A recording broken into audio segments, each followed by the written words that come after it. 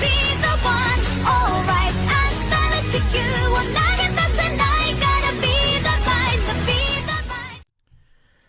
Oh man, it's been I think at least a week since we did this. What is going on, Sakurai clan? It is yours truly, the real Sakurai here, and today we're doing another reaction video. And this one is going to be, of course, a continuation to the Infinity Gauntlet comic issue. This is going to be part 6 of 8, Astral Conflagration part 2, and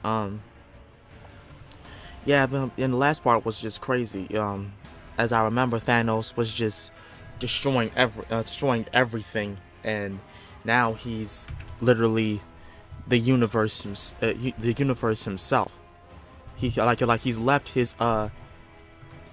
his body, and like his actual body, and now he's with the entirety of the universe. But yeah, without further ado, let's get on into this.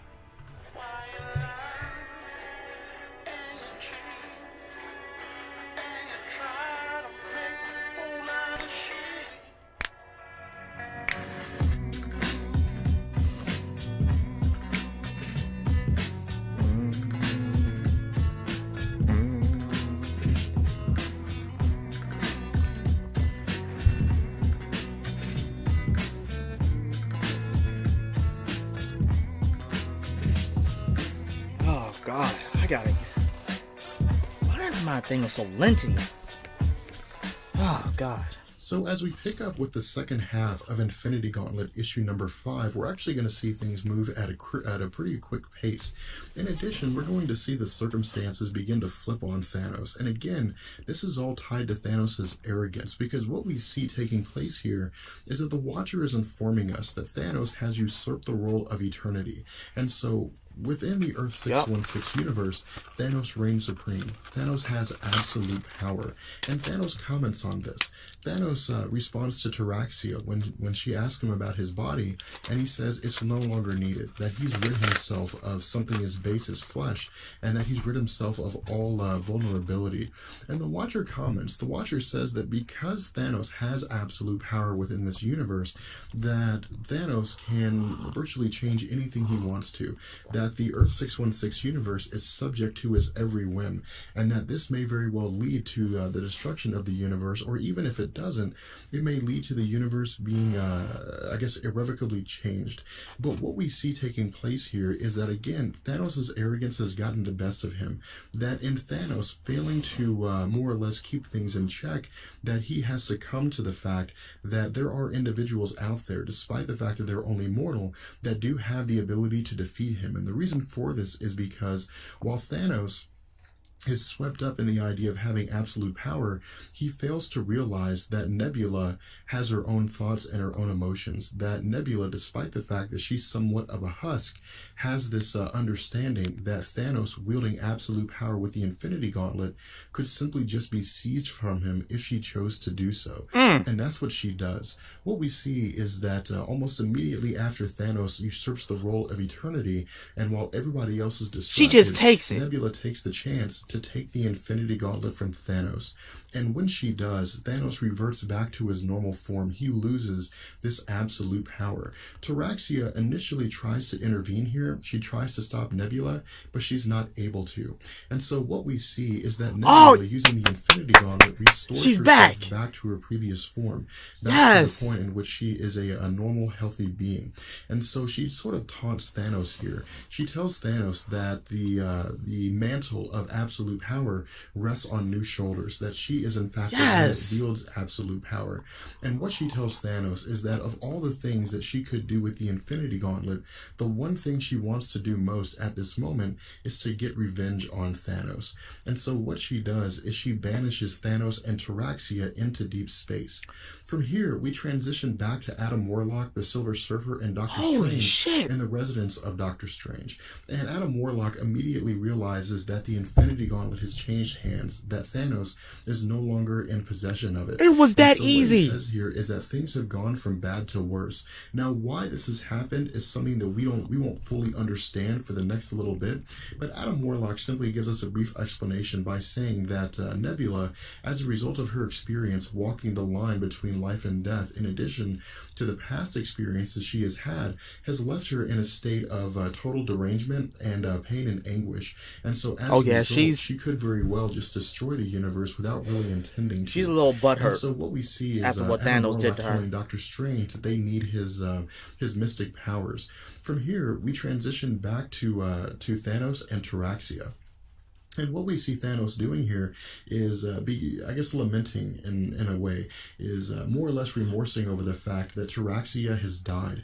And the reason why is because while Thanos had created Taraxia using the power of the Infinity Gauntlet, he had not created her in a way to where she could survive deep space.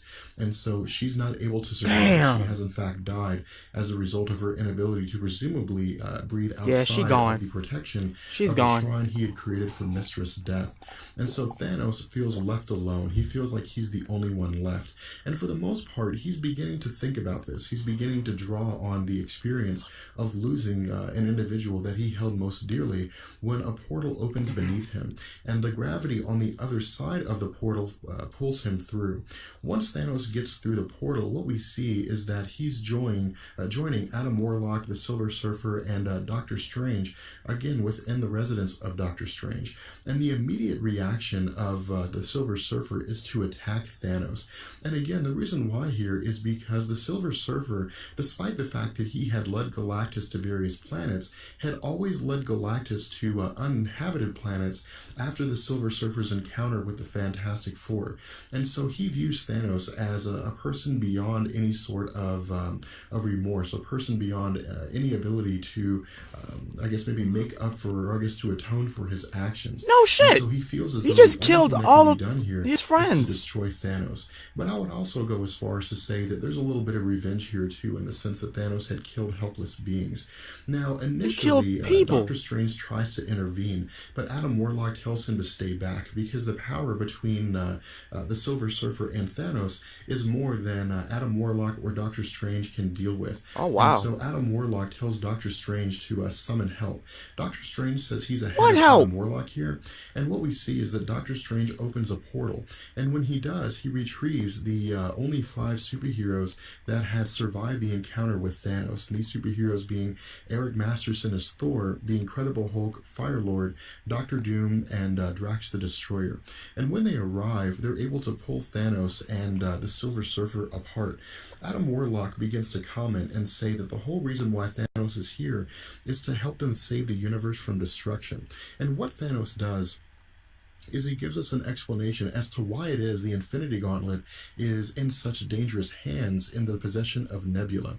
What Thanos tells us here is that it's not enough to simply just wield the Infinity Gauntlet, that the Infinity Gauntlet has an intense toll, or takes an intense toll, on the mind of the person who wields it, and that Thanos, by virtue of his intellect and his past experiences, in addition to the fact that he is a hybrid of I guess, deviant and eternal genes of sorts, was able to manipulate the Infinity Gauntlet in such a way to where he could control it more or less. But that Nebula doesn't have this. Nebula does not have the intellect to withstand the overwhelming sensations that the Infinity Gauntlet brings to her. She doesn't have the mental fortitude to withstand the sudden rush of the recognition of all life in the universe, the sudden rush of the knowledge of knowing that everything is within her control.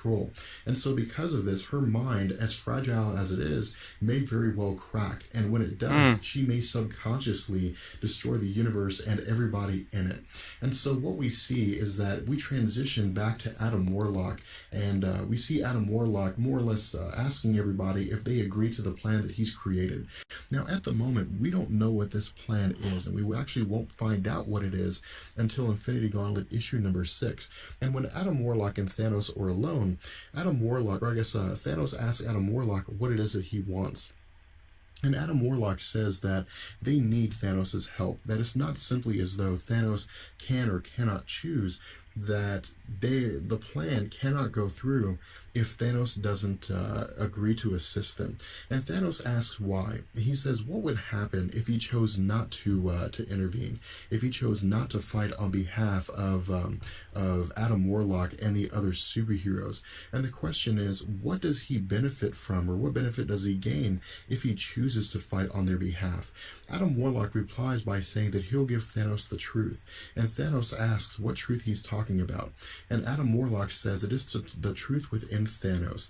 And this is a very intriguing conversation here, because what Adam Warlock tells us is that while he was within the Soul Gem, and while Thanos wielded the Soul Gem, or as long as it was in his possession, that Adam Warlock had a very unique viewpoint of Thanos' inner soul. He was able to, in fact, look within Thanos himself. And the one thing that he was able to understand here is that Thanos subconsciously realized that he was not worthy of wielding absolute power.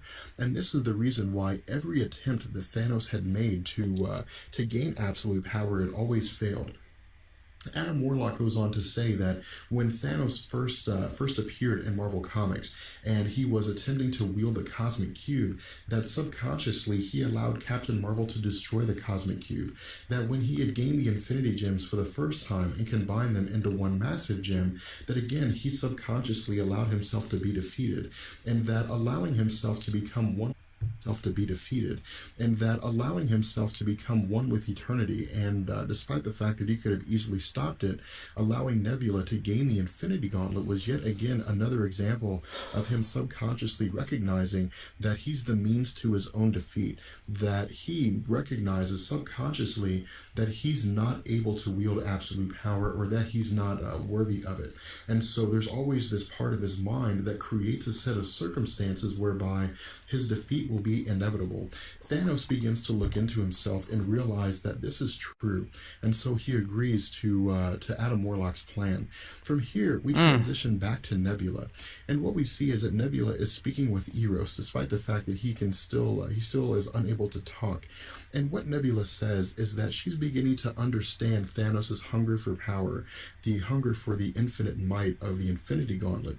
And the reason why is because her mind may not necessarily be as shattered as we were led to believe. Now, we don't really know if she's been able to overcome the sudden influx of all facets of reality. But what she tells Eros is that she recognizes that all of reality is hers to sculpt, that she can do anything she wants to with it, and that she will never again be subjected to a position where she will be made to, engage in activities that she would normally be against. Now, this isn't designed to indicate anything sexual in the sense that she was made to, engage in any kind of sexual activity. It's more of the fact that she would be subject to somebody else's whim. She would be made to kill other people, or she would be made to conquer other races. Instead, she could do whatever it is that she wants. And so what she says is that it's a very satisfying thing to us, or to her, that it's a very satisfying feeling to know that there's nothing that can overcome her. And what she does is she kind of gives a demonstration of the power she possesses by saying that she's aware that there is going to be a coming battle, that in exactly 5 seconds, the Earthbound superheroes will be arriving. And so what we see is that a portal opens up almost immediately after this is said, and that the Earthbound superheroes, Firelord, Thor, Doctor Doom, the Incredible Hulk, and Drax the Destroyer arrive and attempt to defeat Nebula. But again, she uses the power of the Infinity Gauntlet to demonstrate that there's nothing they can do to stop her. And what she does is she encases them in some sort of weird kind of rocky, force, or some kind of rocky form, to where all of them are locked in place and there's nowhere they can go. And so what she says is that she realizes that this is not simply just the arbitrary actions of a handful of superheroes doing what they can to defeat her, that this has all been orchestrated, and that most likely this has been orchestrated by Thanos. And so what we see is that Adam Warlock, the Silver Surfer, Thanos, and Doctor Strange appear, and that they're going to do what they can to defeat Nebula. And again, we'll see this plan come to fruition in issue number 6. With that being said, we're going to go ahead and bring this video to an end. I hope you guys enjoyed it. If you did, let me know, and I will catch you guys later. Peace. Holy crap. Okay, so that was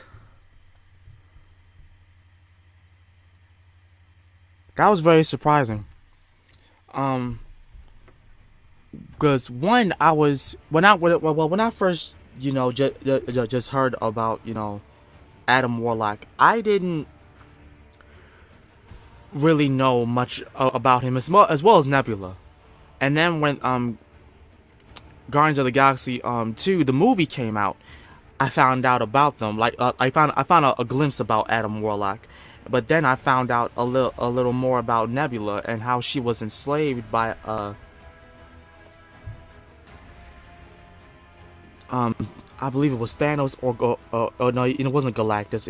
I think it was Thanos who enslaved her and picked her apart and did all these crazy disturbing things to her, not sexually, but like he was replacing her body parts with mechanical parts. Correct me if I'm wrong, somebody. Correct me if I'm wrong, but that's what I remember. And yeah, but now, yeah, this was something else. I am glad that Nebula is, no longer a husk no more. I hope she doesn't, go, revert back to it once the glove comes off.